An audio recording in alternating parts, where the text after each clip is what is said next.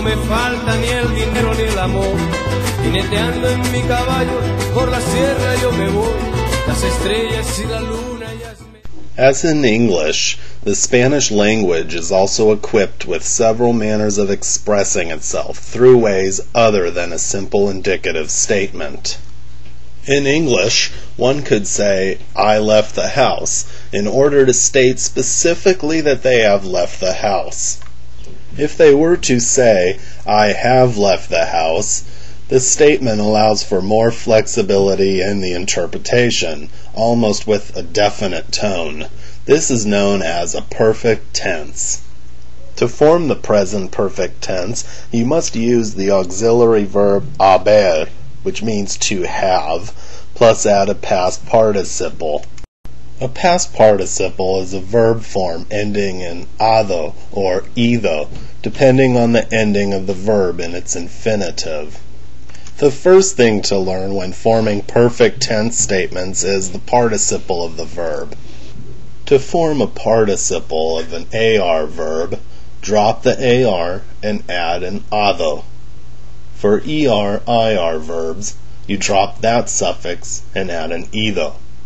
The following verbs form irregular participles.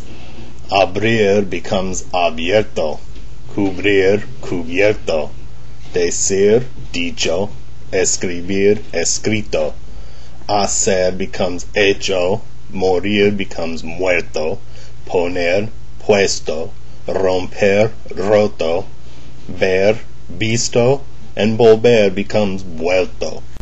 If a participle has a prefix attached, then the new participle has the same irregularities.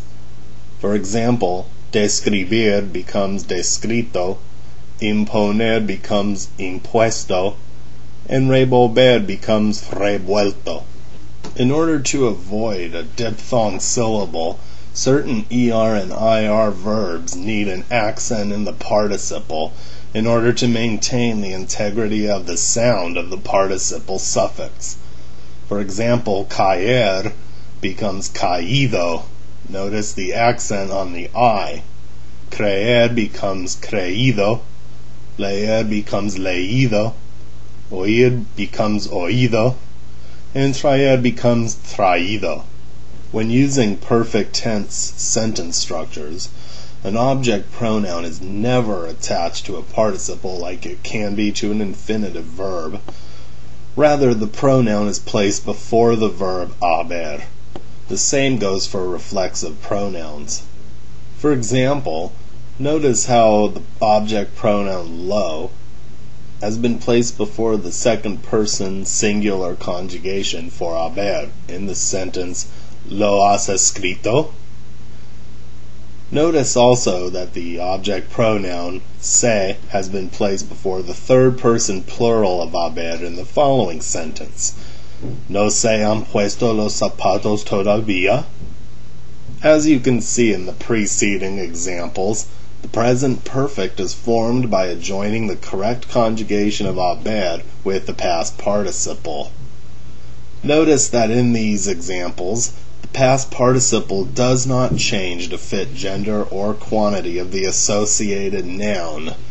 The only attribute that changes is the conjugation of the auxiliary verb haber.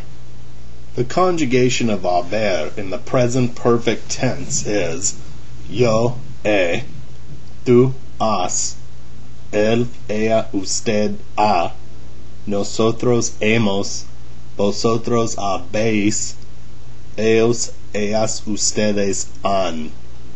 Notice the following 6 sentences and their use of the verb haber. He puesto la mesa. I have set the table. ¿Has vuelto a tu país? Have you returned to your country? Pedro ha ganado el sorteo. Pedro has won the lottery. Nos hemos vestido. We have gotten dressed. ¿Habéis visto la película Paco y tú? Have you and Paco seen the movie? Ellos se han ido. They have left. In order to avoid redundancy, Notice that the use of a subject pronoun is avoided because it's clear who the subject is. However, in a third-person conjugation, it is good practice to include a subject pronoun for clarification of who is performing the action. Escucha las frases siguientes. Nosotros hemos leído la receta. Jorge ha encendido el fuego. Yo he hecho la mayonesa. Alicia y Juan Diego ha picado las pimientas picantes. Usted ha frito las cebollas. Estrella y yo hemos cortado la salchicha. Tú has lavado los espárragos y los aguacates. Marianela ha añadido sal. Ustedes han puesto el pollo al horno. Yo he mezclado la ensalada de camarones. Martín ha cubierto la cacerola. Lupe y Julio han quemado las sartenes. Ay, ay, ay, ay, ay, ay, ay.